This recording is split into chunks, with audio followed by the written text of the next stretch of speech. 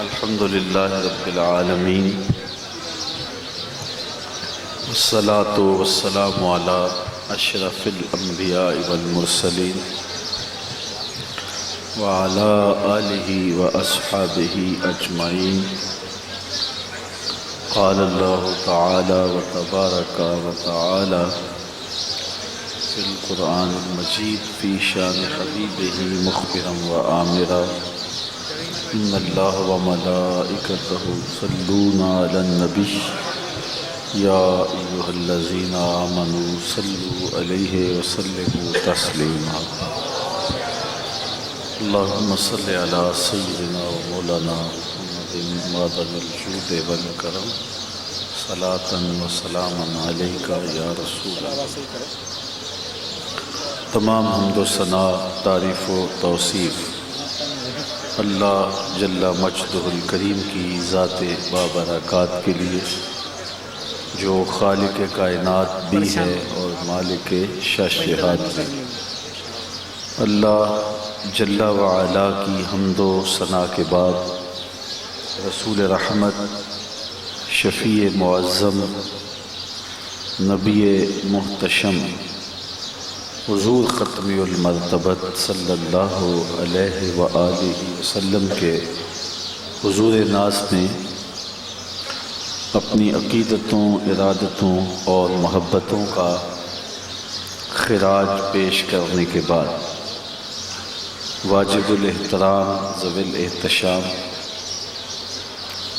صدر مجلس ھذا،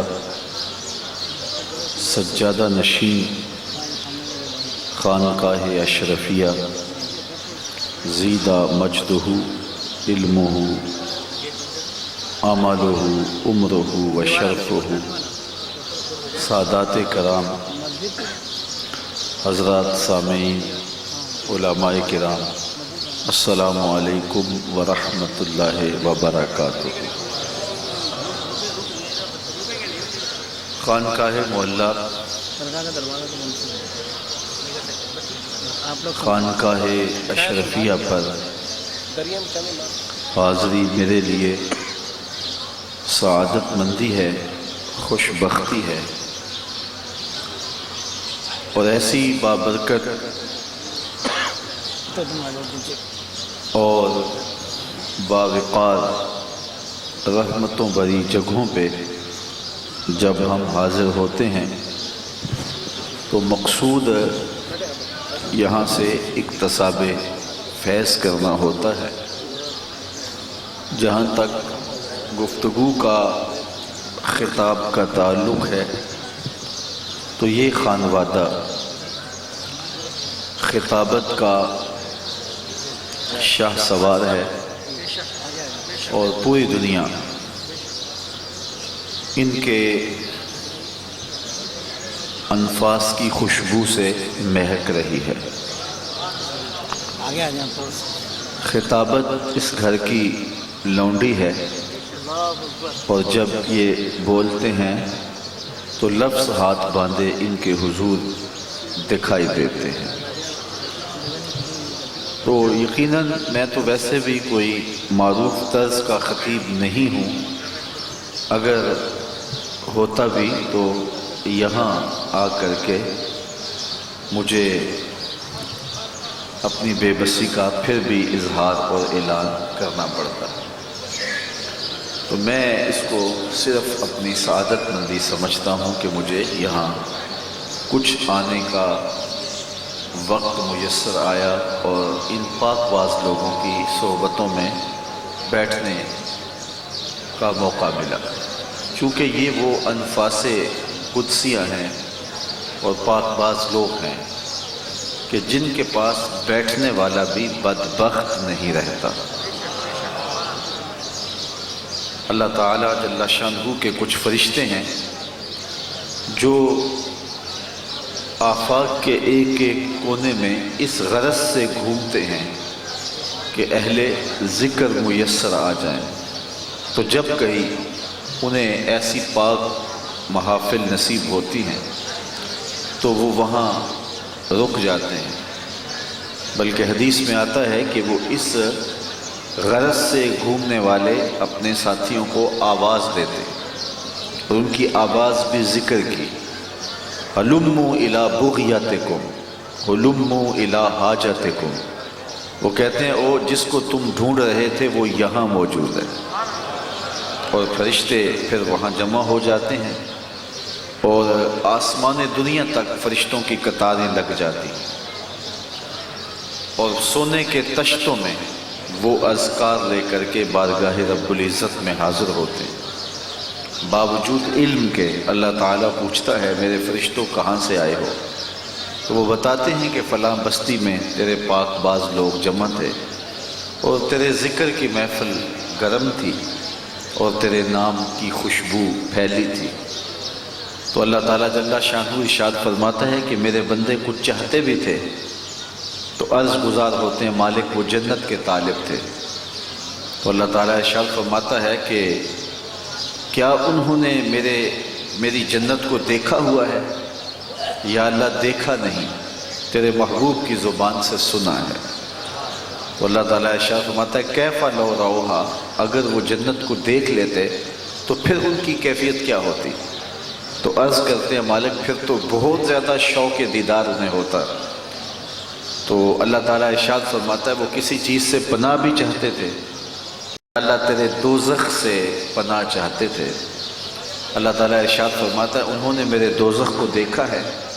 یا اللہ دیکھا نہیں، تیرے محبوب کی زبان سے سنا ہے۔ اللہ تعالیٰ ارشاد فرماتا ہے کہ اگر وہ دیکھ لیتے یا اللہ پھر تو بہت زیادہ پناہ چاہتے اور بہت زیادہ دوزخ سے پناہ مانگتے اور بہت زیادہ خوف و ترہیب ان کے اوپر ہوتی۔ تو اللہ تعالیٰ ارشاد فرماتا ہے کہ میرے فرشتوں گواہ بن جاؤ، میں نے اپنے ان بندوں کی مغفرت فرما دی۔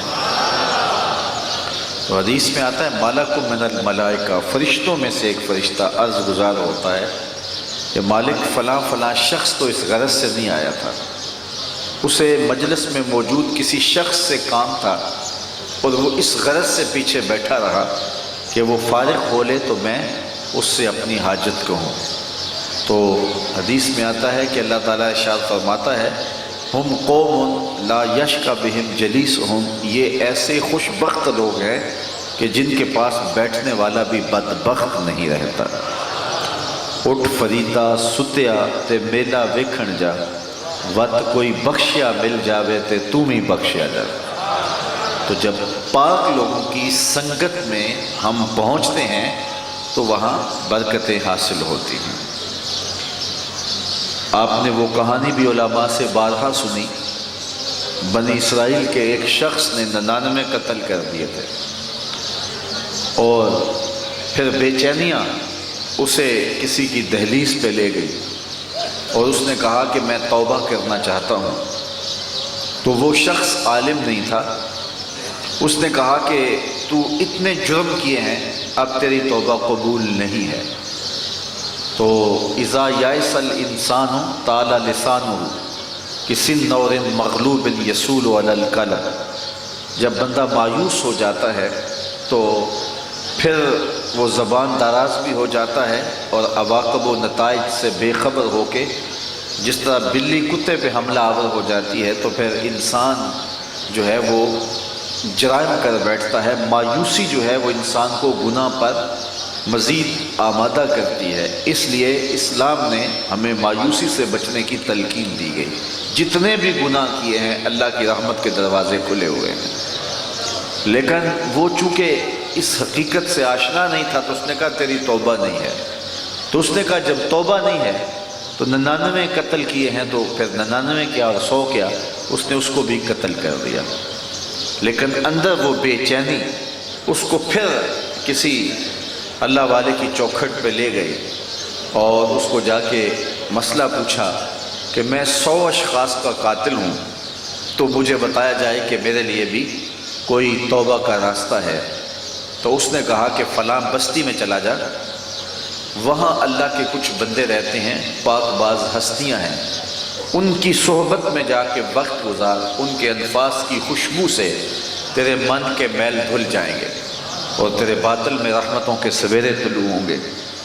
تو وہ ان اللہ کے بندوں کی صحبت پانے کے لیے 100 اشخاص کا قاتل گھر سے نکلتا ہے، ابھی راستے میں تھا کہ وقت موت آ جاتا ہے اور فرشتہ روح قبض کر لیتا ہے۔ جب روح قبض کر لی گئی تو دونوں طرح کے فرشتے آ گئے۔ رحمت کے فرشتوں کا تقاضا یہ تھا کہ یہ توبہ کرنے جا رہا تھا تو ہم اس کی روح کو جو ہے وہ جنت میں لے جائیں گے، اعلیٰ علیین میں لے جائیں گے۔ اور جو دوزخ کے فرشتے تھے ان کا تقاضا یہ تھا کہ یہ 100 اشخاص کا قاتل ہے، یہ توبہ کے ارادے سے نکلا تو ہے لیکن ابھی اس نے توبہ کی نہیں، تو ہم اس کو جو ہے وہ اس کی روح کو جو ہے وہ سجین میں لے جائیں گے۔ تو فرشتوں کا آپس میں اس معاملے میں جو ہے وہ بحث مباحثہ چھڑ گیا، تو اللہ تعالیٰ جل شانہ نے ایک فرشتے کو ان کے لیے فیصلے کے لیے بھیجا کہ تو جا کے ان کے درمیان فیصلہ کر دے۔ اور اس نے جا کے فیصلہ کیا کہ ایسے کرو کہ زمین ناپ لو، اگر یہ اللہ والوں کی بستی کے زیادہ قریب ہے تو جنت والے لے جائیں، اور اگر یہ اپنے گھر کے قریب ہے تو پھر جہنم والے لے جائیں۔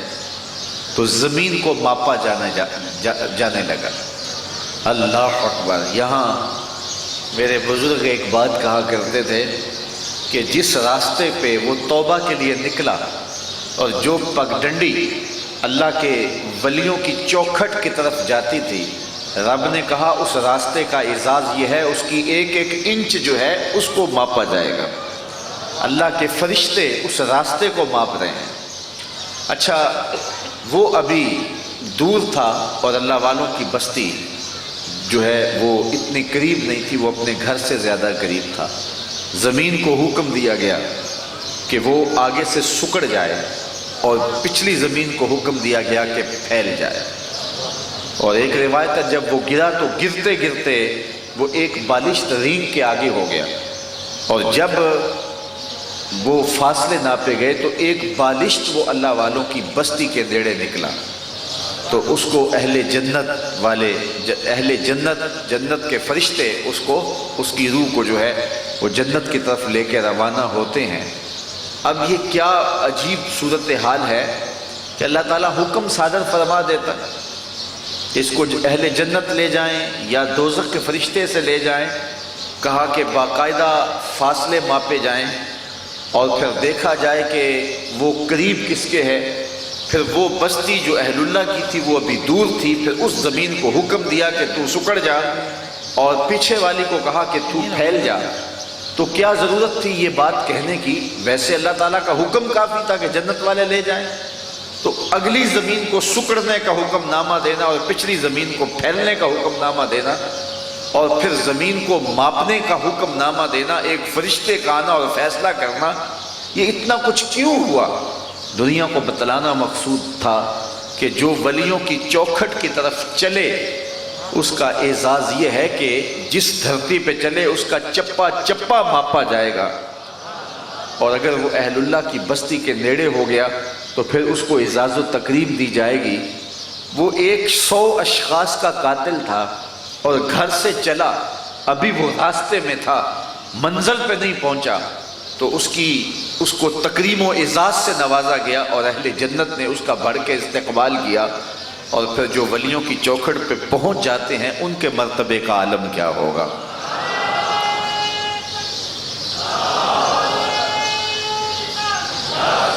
تو یہ محبت کی آماج گاہیں ہیں، اور یہاں پہنچ کر ہم اپنے قلب کی تسکین کا سامان پاتے ہیں، اور اہل اللہ کے دربار ہمارے گناہوں کے لیے تریاق کا سبب ہے، اور ان کے وجود کی برکتوں سے من کے میل دھل جاتے ہیں۔ ہمیں یہ فرمایا گیا اذا تحیرتم فی الامور فاستعینوا من اہل القبور، جب تم امور میں پریشان ہو جاؤ تو اہل قبور کے پاس آ جاؤ، تو اہل قبور تمہارے من کے روگ ختم کریں گے اور تمہارے باطن کی صفائی کریں گے۔ آج جس دور سے، جس زمانے سے ہم گزر رہے ہیں، ہر شخص ٹینشن میں مبتلا ہے، پریشانی میں مبتلا ہے۔ ہمارے اپنے عزیز ہمیں تکلیفیں دے رہے ہیں، ایک دوسرے کو توڑنے کی کوششیں ہو رہی ہیں، اور عجیب رنگ اس کائنات کے ہیں جو ہمیں دکھائی دے رہے ہیں۔ تو اس دور موجود میں اگر ہمیں سکون اور طمانینت کی دولت چاہیے تو ہم کہاں جائیں؟ تو علماء فرماتے ہیں کہ اگر تمہیں سکون اور طمانینت چاہیے تو اہل اللہ کے مزارات پہ جاؤ، وہاں چند لمحے جا کے مراقبہ کرو، تمہارے دل کو قرار اور سکون کی دولت نصیب ہوگا۔ تمہارا دل اور تمہارا باطن جو ہے وہ قرار پائے گا اور اسے روشنی نصیب ہوگی۔ یہ امن کی آماجگاہیں ہیں اور محبتوں کے مراکز ہیں۔ جس طرح ہم زمین پہ کھڑے ہو کے دیکھتے ہیں تو آسمان پہ ستارے نظر آتے ہیں، آسمان والے فرشتے جب زمین پہ دیکھتے ہیں تو یہ قبریں ستاروں کی طرح چمکتی ہوئی دکھائی دیتی ہیں۔ یہ مراکز محبت، یہ انوار اور رحمتوں کے گہوارے ہیں، اور جب ہم ایسے پرنور ماحول میں آتے ہیں تو ہمیں طمانینت قلب اور قرار باطن نصیب ہوتا ہے۔ اللہ نے پاکستان کو، بر صغیر پاک و ہند کو یہ اعزاز بخشا ہے کہ کثرت کے ساتھ اولیاء کے مزارات موجود ہیں، اور ہمارے اس خطے کا جو مزاج ہے وہ خانقاہی مزاج ہے۔ یہاں کسی اور انداز سے انقلاب کبھی نہیں آ سکتا۔ یہ بات ذہن میں رکھیں کہ بر صغیر پاک و ہند میں جب بھی انقلاب آیا خانقاہی نظام سے آئے گا۔ بر صغیر پاک و ہند میں بزرگوں نے ہی اسلام کو پھیلایا تھا، اور یہاں جب بھی حالات بہتر ہوئے تو خانقاہی نظام کی بہتری سے ہوں گے۔ اس لیے ہمیں خانقاہی نظام کے احیاء کی کوشش کرنی چاہیے۔ یہ ایک بہت بڑی NGOs ہیں اور یہ مراکز محبت ہیں، اور یہاں سے پھوٹنے والی ضیائیں اور خوشبوئیں دلوں کا مؤثر علاج ہیں۔ اور آج میں اور آپ اپنے نسب نامے دیکھ لیں، جو سادات ہیں ان کو نکال دیں، چونکہ ان کے آباء و اجداد عرب سے مختلف جگہوں سے آ کر کے یہاں اسلام لے کے آئے ہیں۔ اس کے علاوہ جتنی بھی ذاتیں یہاں کی ہیں وہ اپنے نسب نامے پڑھیں، تو 7ویں پشت میں نہیں تو 8ویں پشت میں، 8ویں پشت میں نہیں تو 10ویں پشت میں یا بچن لال ہوگا یا منگل سنگھ ہوگا یا کوئی اور سکھ ہوگا یا ہندو ہوگا۔ تو ہمارے آباء و اجداد یقیناً یا ہندو تھے یا پھر وہ سکھ تھے۔ تو آج جو ہے وہ ایمان کی بہاریں ہمیں میسر ہیں اور نصیب ہیں، تو یہ ایمان ہمیں ملا کہاں؟ تو جس کے خون میں وفا ہوگی وہ اولیاء کا کبھی بھی بے ادب نہیں ہو سکتا۔ اس لیے کہ بر صغیر پاک و ہند کے اندر ایمان کے سارے اجالے ہی ان صاحبان قبر کے فیضان سے پھیلے ہیں، اور انہوں نے آ کر کے اپنے مالوف وطن چھوڑے، جاگیریں چھوڑی، بادشاہتیں چھوڑی، اور چھوڑ کے کہاں کہاں آ کے آباد ہوئے اور جنگلوں میں آ کے ڈیرے لگائے اور پھر لوگوں کو ایمان کی حرارت دی۔ تو آج بر صغیر پاک و ہند کے اندر جتنا بھی ایمان کا چراغاں ہے اور جتنا بھی ایمان کا اجالا ہے اور جتنی بھی عمل کی روشنی ہے، یہ سارا فیضان ان بزرگوں کا ہے۔ اس لیے ہماری فطرت کے اندر ان بزرگوں کی طرف رجحان ہے۔ یہ رات کا ایک پہر بیت گیا اور آپ یہاں بیٹھے ہوئے، تو کون آتا ہے؟ آج تو لوگوں کے پاس فرصت نہیں ہے، لوگ کہتے ہیں پیسے لے لو، وقت نہیں ہے، لیکن آپ کیوں آتے ہیں؟ جس بھی خانقاہ پہ چلے جائیں محبتوں کے مناظر دیدنی ہوتے ہیں۔ تو یہ ہماری سرشت کے اندر، ہماری فطرت کے اندر ان بزرگوں کا پیار رکھا گیا ہے۔ جب امن کی آماجگاہیں اجاڑی گئی اور کوشش کی گئی کہ یہاں سے لوگوں کا رجحان ختم کر دیا جائے، اور ایک وقت آیا کہ بد نصیب اور بدبخت لوگوں نے مزارات پر حملوں کا پروگرام بنایا۔ یہاں حضرت عبداللہ شاہ غازی کے مزار پہ بم دھماکہ ہوا، حضرت بابا فرید گنج شکر علیہ رحمہ کے مزار پہ بم دھماکہ ہوا، اور حضور ذاتاج کی چوکھٹ پہ جو ہے وہ مسلسل خودکش جو ہے وہ حملے کیے گئے۔ خیال یہ تھا ایک بد نصیب طبقے کا کہ امن کی ان آماجگاہوں کو بھی اجاڑ دیا جائے اور لوگوں کا جو رجحان ان خانقاہوں کی طرف ہے وہ بھی ہٹ جائے، اور کشاں کشاں لوگ دکھی جب چلے آتے ہیں ان چوکھٹوں پہ تو وہ یہاں سے دور ہٹ جائیں۔ تو انہوں نے خانقاہوں پر خود کش دھماکے کر کے ان خانقاہوں کو اجاڑنے کی کوشش کی۔ پھر اس کا نتیجہ کیا ہوا؟ لاہور جو ہے وہ ایک بم دھماکہ ہوا مون مارکیٹ کے اندر، اور اس میں چھوٹے چھوٹے بچوں کی بوٹیاں دیواروں سے چپک گئی۔ مائیں شاپنگ کر رہی تھی اور بچے باہر کھیل رہے تھے، تو بچوں کی بوٹیاں دیواروں سے چپک گئیں اور ماؤں کی ٹانگیں اعضائے بدنیاں اور دکانداروں کے اعضائے بدنیاں کٹ کٹ کے بکھر گئے، اور وہ ہولناک قیامت خیز منظر تھا۔ اور جو لوگ بچ گئے اور جنہوں نے وہ مناظر جو ہے وہ میڈیا پر دیکھے، پھر اتنا خوف اور ہراس پھیل گیا کہ بعد میں وہاں سیکورٹی کا بھرپور انتظام کر دیا گیا، لیکن مون مارکیٹ کا گاہک رخ نہیں کرتا تھا۔ حکومت نے یقین دہانی کرائی کہ اب یہ باقی مارکیٹوں کی نسبت زیادہ محفوظ ہے، لیکن لوگ وہاں ڈرتے جاتے نہیں تھے۔ لوگوں کے تصور میں وہ اڑتی ہوئی لاشیں اور وہ دیواروں سے چپکی ہوئی معصوم بچوں کی بوٹیاں اور جو ہے وہ عورتوں کے جو ہے وہ لاشیں پڑے ہوئے، اور کیا وہ مناظر تھے، وہ نگاہوں سے ہٹتے نہیں تھے۔ پورا ایک مہینہ جو ہے وہ تشہیر چلتی رہی، میڈیا پہ اور اخبارات میں آتا رہا کہ یہاں سیکورٹی کے فول پروف انتظامات کر دیے گئے ہیں، لہٰذا یہ مارکیٹ دوسری مارکیٹوں کی نسبت اب زیادہ محفوظ ہو گئی ہے۔ لیکن ایک خوفناک منظر جو وہاں سے گزر چکا تھا، تو اس وجہ سے لوگ ادھر رخ نہیں کر رہے تھے۔ یہ میں لاہور کی کہانی سنا رہا ہوں۔ اور جس رات کو حضرت داتا گنج بخش علی حجویری کی چوکھٹ پہ بم دھماکے ہوئے اور جو ہے وہ ایک نہیں کئی خودکش حملے ہوئے ایک ہی رات میں تسلسل کے ساتھ، اور درجنوں کے حساب سے لاشیں وہاں سے اٹھائی جاتی رہیں، ساری رات لاشیں اٹھائی جاتی رہیں، اور سحری کے وقت جو ہے وہ فرش خون سے دھویا گیا، اور جب صبح فجر کی نماز کا وقت آیا سارا حال نمازیوں سے بھرا ہوا۔ میری مشاطگی کی کیا ضرورت حسن معنی کو کہ فطرت خود بخود کرتی ہے لالے کی حنا بندی۔ جو لالے کے پھولوں میں نقش بنے ہوئے ہوتے ہیں، یہ ہماری مشاطگی کی نہیں ہوتی، ہم کنگا نہیں کرتے، یہ نشانات ہم نے نہیں لگائے ہوتے، فطرت خود بخود لالے کی حنا بندی کرتے ہیں۔ ان مزارات کی طرف لوگوں کا جو رجحان قلب ہے، دلوں کے اندر ان قبروں کے اوپر جو ہے قبروں کے لیے محبتوں کے جذبات اور عقیدتوں کے رشتے ہیں، یہ انمٹ ہیں، اس لیے کہ ہمارے آباء و اجداد کو دین ان لوگوں نے دیا ہے۔ تو جن لوگوں کے خون میں وفا ہوگی، جن کی سرشت میں وفا ہوگی، وہ کبھی بھی ان لوگوں کا، ان بزرگوں کا، ان پاک باز ہستیوں کا بے وفا اور غدار نہیں ہو سکتا۔ تو وہ ساری زندگی ان کے ساتھ وابستہ رہے گا۔ برِ صغیر پاک و ہند کا مزاج یہ ہے، اور ہمیں انہی قبور سے روشنی لے کر کے اپنی زندگی کے اندھیروں اور ظلمتوں کو دور کرنے کی ضرورت ہوتی ہے۔ اور یہاں آ کر کے جب ہم آسودگی پاتے ہیں اور باطنی قرار ہمیں نصیب ہوتا ہے، تو پھر خود بخود یہاں آنے کو ہمارا جی چاہتا ہے۔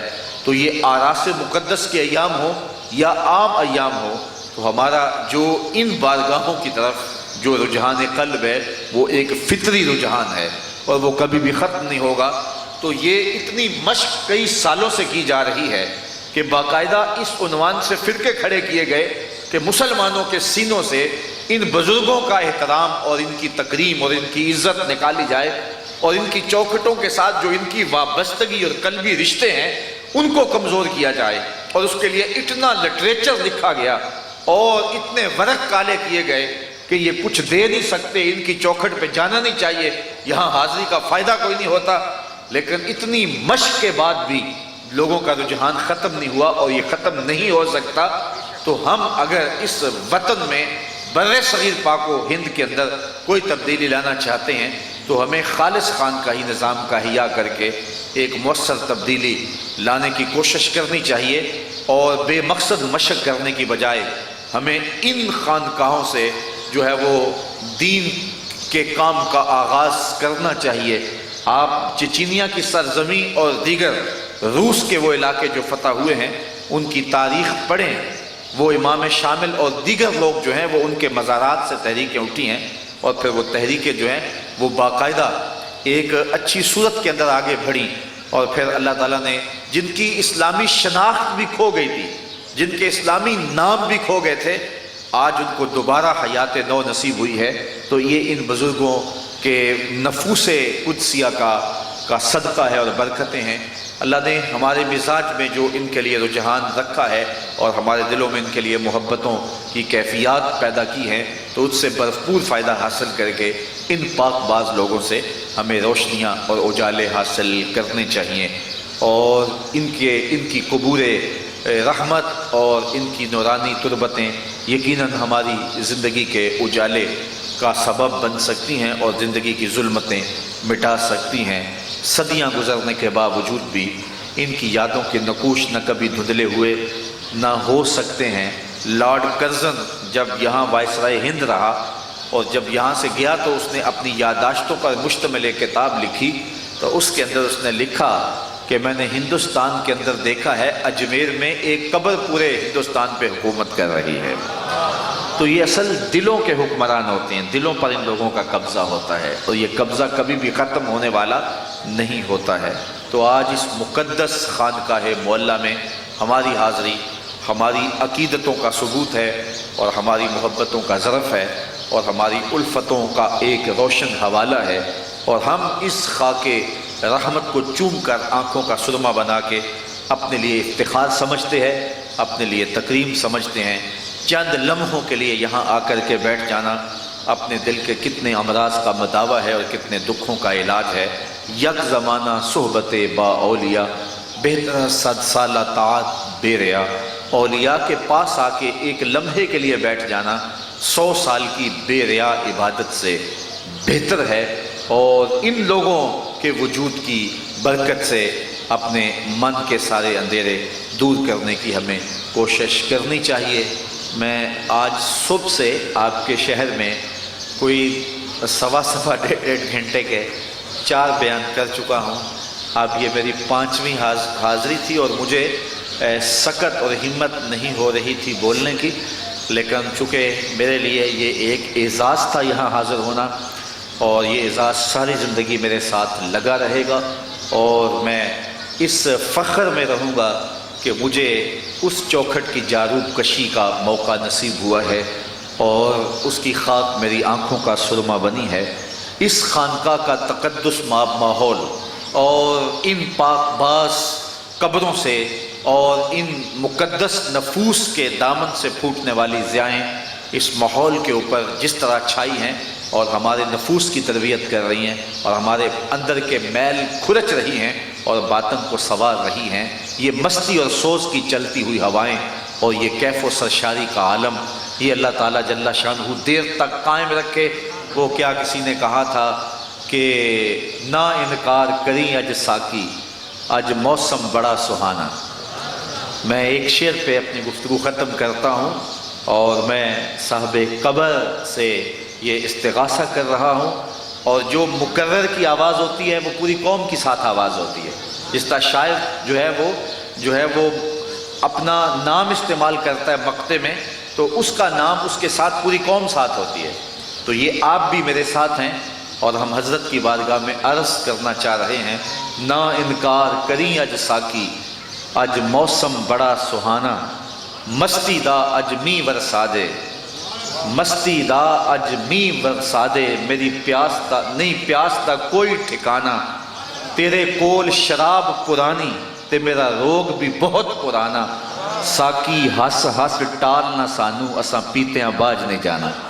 وآخر دعوانا ان الحمد للہ رب العالمین۔